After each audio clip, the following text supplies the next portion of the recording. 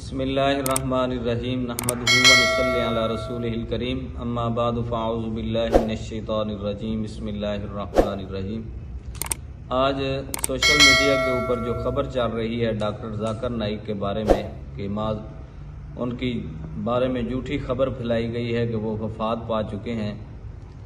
ہمارا قرآن و حدیث ہمیں یہ کہتا ہے کہ کسی کے بارے میں جھوٹی خبر نہ پھیلائی جائے، اس خبر کی تصدیق کر لینی چاہیے۔ ابھی میرا چند علماء کرام سے رابطہ ہوا ہے اور دبئی میں ہمارے ایک دوست ہیں رانا محمد زبیر صاحب اور ان کے چاہنے والے ہیں ڈاکٹر ذاکر نائک کے، ان سے بھی میرا رابطہ ہوا ہے تو وہ بھی فرما رہے تھے الحمدللہ وہ صحیح سلامت ہیں۔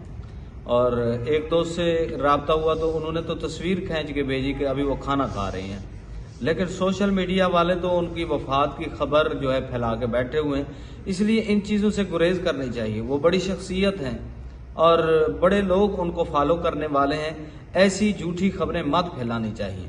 اللہ پاک ہمیں محفوظ رکھے۔